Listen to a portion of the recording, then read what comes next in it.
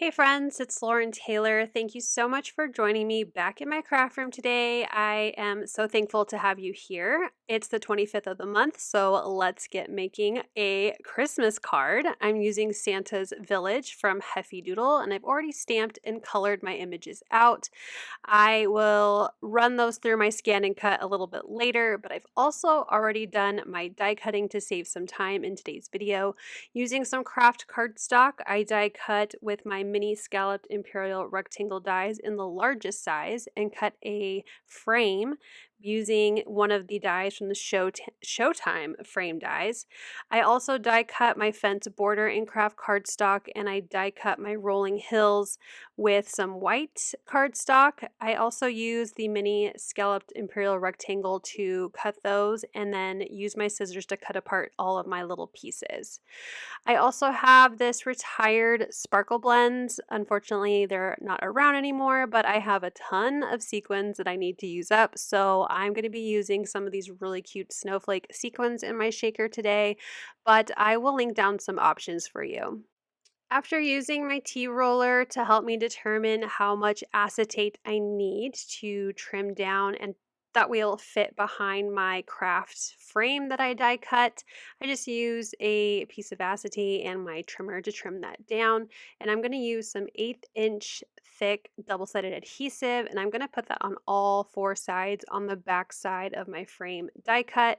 Once those are in place, I'll go ahead and peel off the release paper, and then I'm going to do my very best to line up my acetate behind my frame. Now I did get it a little crooked, which is no big deal. I just kind of peeled it back a little bit and trimmed off where the excess acetate was showing out of one of the corners. And again, no big deal. No one's going to see that it's not, straight or anything. So now I'm going to work on my snowy hill pieces. I probably should have done this first as it's going to need a lot of time to dry, but you know what? We're going with the flow here. And I have my three pieces. This is just some cheap white cardstock that I got, I think, from like Joann's or something. I use it a lot for just very simple stamping on. I don't usually ink blend, but I did want my snow to have a little bit of a blue hint to it because my snow sequins that I'm using has blue as well as white and silver. So I took some tumbled glass and I'm literally just adding a little bit of ink around the edges just to give it a blue tint. And then I have my Starry Colors metallic watercolor and I'm splattering on some of that nice white gold metallic watercolor.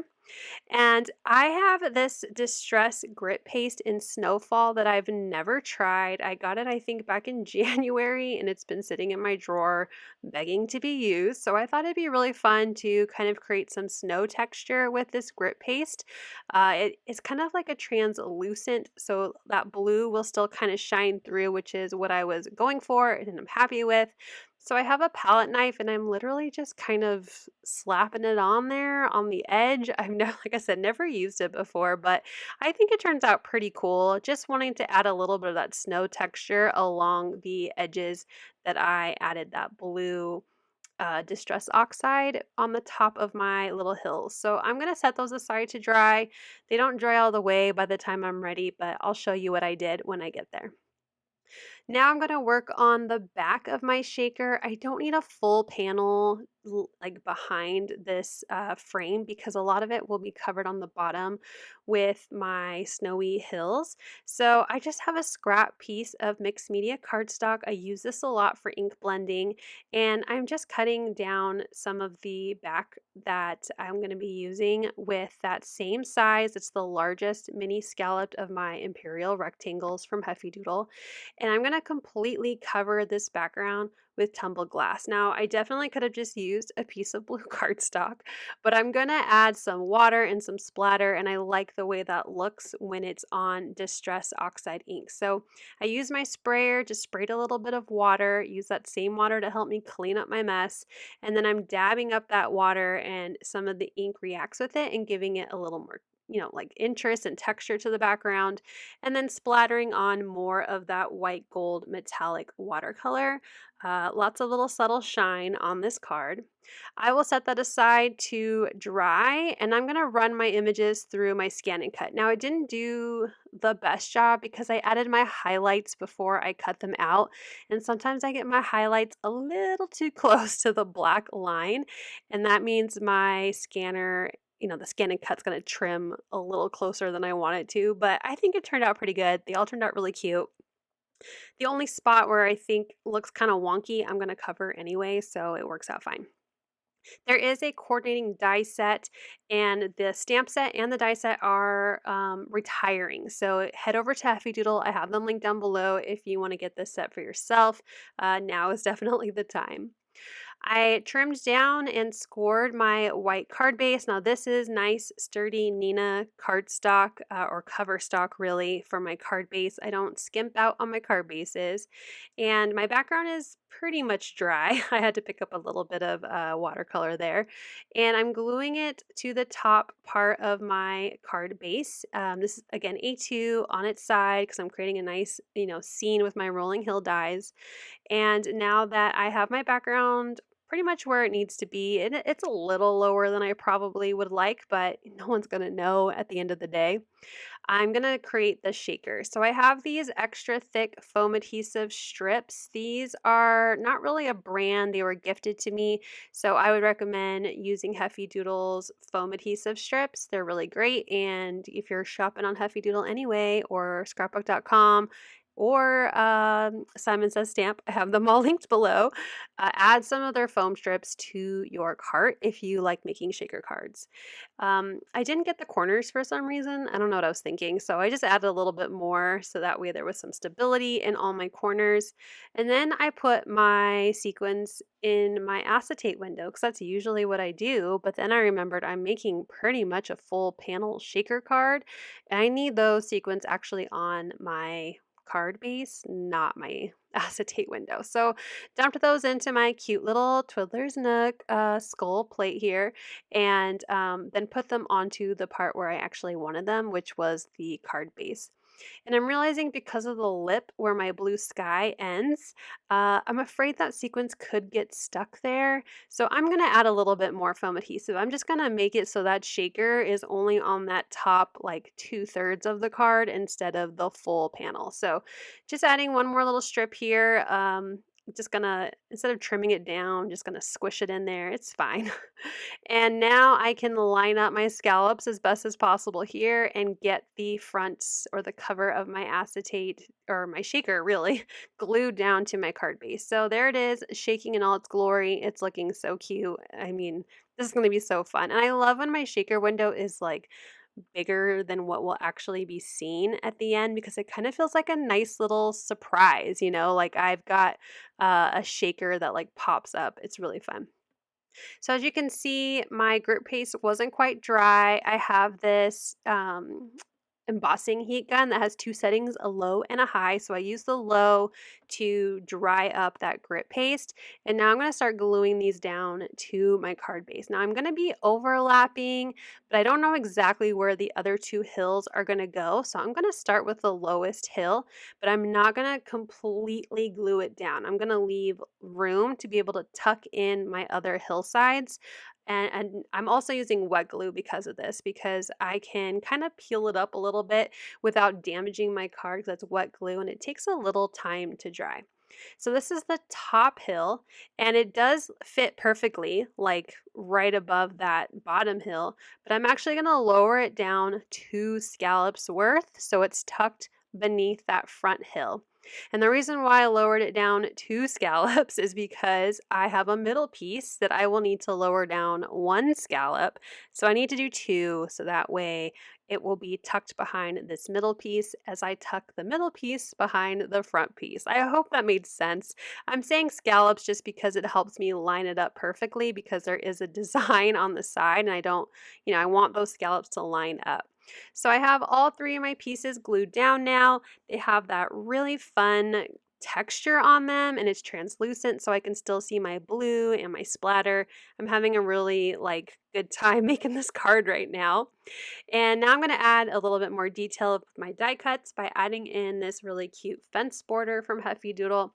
And I'm going to be using pretty much wet glue from here on out because of the texture on this card now, because of the grit paste. I need that wet glue to make sure it's really getting adhered down to my card. So I added glue to the bottom of my fence. It's going to overlap with the acetate, so I only really need that glue on the bottom. And it's actually not seen too much, but it's there, and you see it popping out. And even though you don't really see the fence too much when I'm done kind of figuring out my design here, I'm still happy I added it because it's just like a nice little subtle thing in the background. It's like, a little extra touch. So I decided to just go with my Santa's workshop and the bakery for my two buildings. And then I had a bunch of trees, but it just was too much. And like I said, I really wanted that fence to show. So I ended up only putting 2 trees. Now I did the smaller tree further back and the bigger tree further up because of perspective. And then I'm going to have my little claws group here on the front hill because they are large. They're larger than the doors on my houses. So again, with perspective, we need our characters towards the front of the card. So I have my layout kind of figured out. I'm going to just show a few of things like how I glue these down because it's pretty repetitive. I'm using wet glue anywhere where my images are going to adhere to the snowy hills. And then I'm going to use some foam adhesive where it overlaps to anything behind the image. Now I'm using really thin foam squares. These are from Scrapbook Adhesive.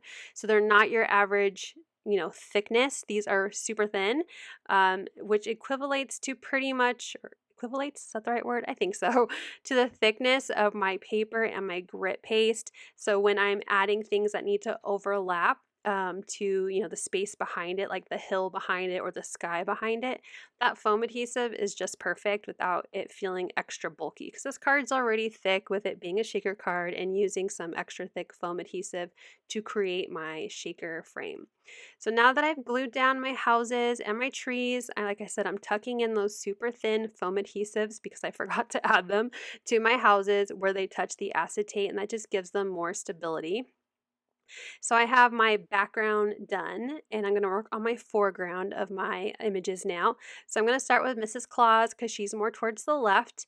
And again, using wet glue where she overlaps on that hill, and then foam adhesive where she will be, like her head is attached, it sounds weird, attached to the house behind it. So I have that foam there to just make sure she's nice and stable. And again, super thin foam. I have my Santa and my elf, and I have a little present, like they're handing it to each other, or I don't know which way it's going, but someone's getting a present. And I covered the part of my little elf that cut kind of funky on my scan and cut, so now you'll never even know. Since I had these extra images and they coordinated so well, I thought, you know what, let's just put them on the inside of the card since I'm so terrible at doing that anyway. So I'm going to take my extra trees and my sweet shop and my little candy cane, and I'm just going to glue them on the inside of the card. Now, I completely forgot to take a photo of this, so if you're here watching this video, you're going to be the only one that knows there's a little surprise inside of my card because I'm so used to not decorating the inside of my cards.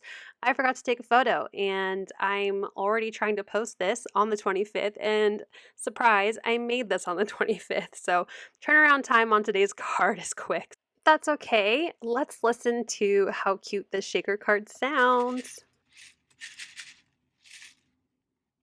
So fun. I hope you enjoyed this Christmas inspiration today for the 25th. It's a fun little mix of a scene and a shaker, but you can obviously adapt this to not be a shaker card if that's not your thing. And while I can't link down the little blend of sequins, I will have something kind of similar down below. Thank you so much for watching. I hope you'll click like, and if you're new here, I hope you'll subscribe and come back. As always, you can find everything I use down below in the description box. Thank you and have a wonderful day. Bye!